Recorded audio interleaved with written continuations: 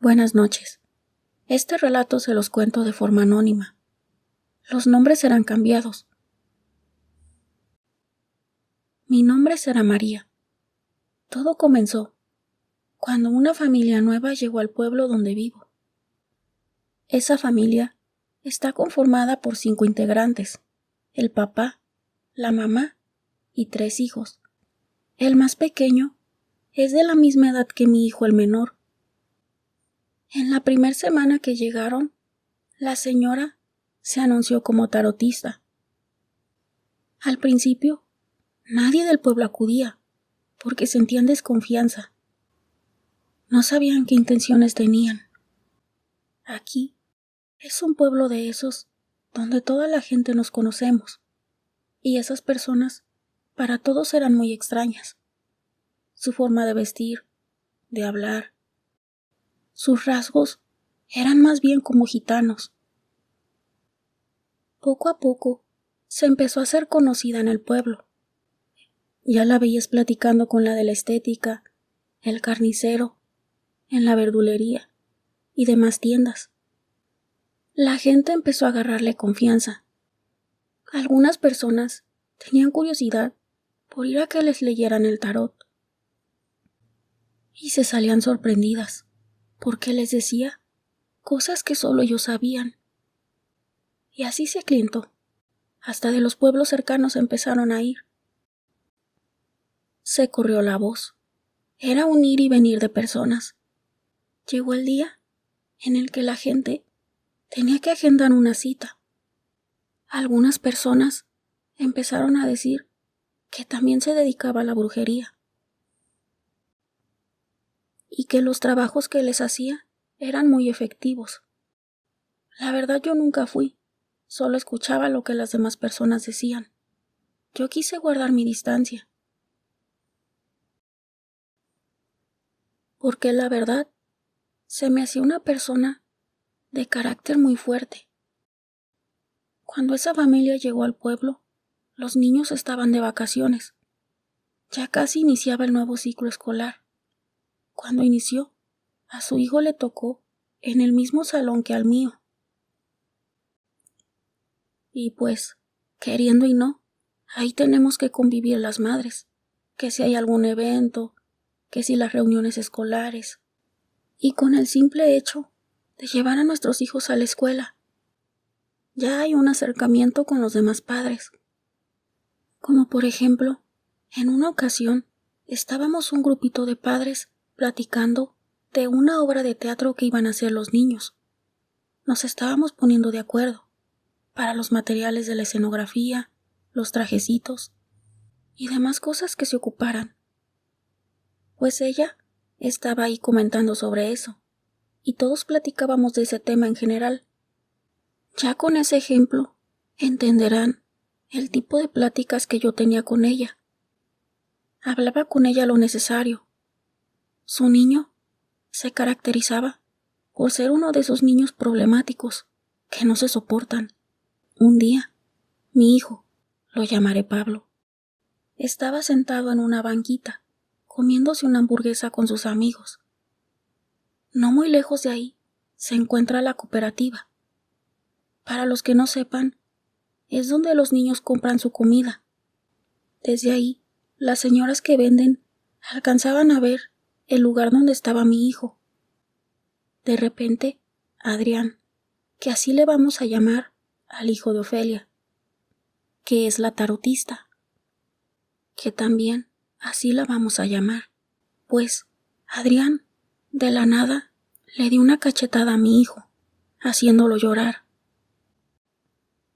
Hubo muchos testigos, los amiguitos de mi hijo y las señoras de la cooperativa. Una de las señoras le dijo a un niño que le hablara a la maestra. Pues llegó la maestra y le contaron cómo estuvo el problema. Los mandaron a la dirección. Ahí los tuvieron hasta que llegamos por ellos y darle la queja a Ofelia.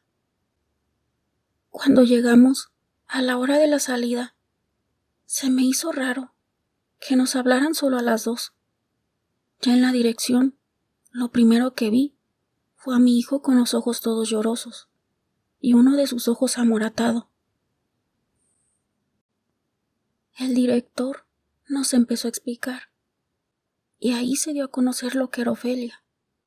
No dejaba al director hablar, lo interrumpía, y nada más alegaba que su hijo era incapaz de hacer eso, y que si acaso se lo había hecho, que de seguro el mío tenía la culpa. El hijo de Ofelia ponía cara de inocente, de buen niño. Aunque las señoras de la cooperativa sirvieron de testigos, Ofelia siguió alegando que solo porque no eran del pueblo los atacaban, que todos estaban en contra de su hijo. En fin, no llegamos a nada. Nos retiramos.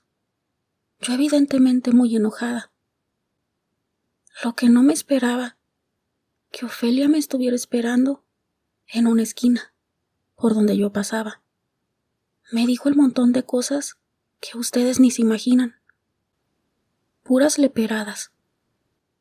Y me amenazó, diciéndome que ella me podría hacer mucho daño con sus trabajos de brujería. Y para rematar, me dijo, ¿no sabes el alacrán que te acabas de echar encima? Y yo seguí mi camino. Y decidí ignorar a esa señora tan vulgar, pues a mi hijo lo seguí llevando a la escuela, al igual que Ofelia también llevaba a su hijo. Pero todo cambió. En cuanto Ofelia me veía, parecía que me maldecía con la mirada. Así pasó un mes. De pronto, empecé a sentir un malestar en la boca del estómago. Era como si rechazara la comida. Sentía mucho asco de ver la comida. Me receté y me dieron medicamento y unas vitaminas. Pero la verdad, no sentía mejoría con la medicina. Una vecina sabe sobar para el empacho. Me sobó y me dio un té. Para los que no sepan qué es el empacho, es un malestar en el estómago que te hace sentir lleno, con asco a la comida y náuseas. Pero ni eso me sirvió. Con el paso de los días fui perdiendo peso. Me empecé a poner muy delgada y a debilitarme. Mis hijos, muy asustados, me decían, «Mami, no te nos vayas a morir». A mí me daba mucha tristeza y miedo de dejarlos. Muchas veces, por mi cabeza, pasó la idea de que me iba a morir, y eso me mortificaba.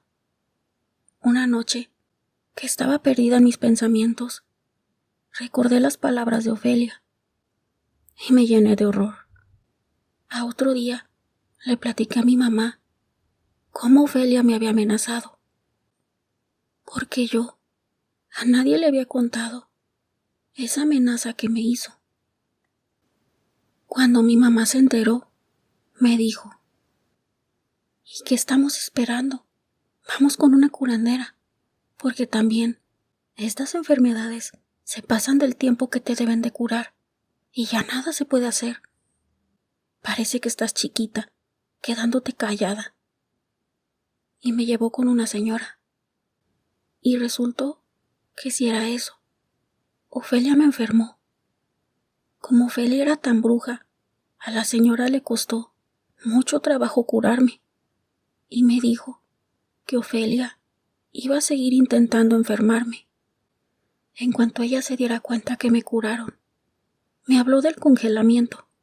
Me explicó que es algo que se emplea para detener el progreso de una situación, una energía o una persona, para que no pueda avanzar. Como decir que se congele todo el mal que ella me quería hacer. Me dijo también que se podía hacer solo con el nombre escrito en un papel, pero que sería aún más efectivo si se hiciera con una foto. Mi mamá dijo que ella se iba a encargar de conseguirla. No sé cómo lo hizo, pero la consiguió.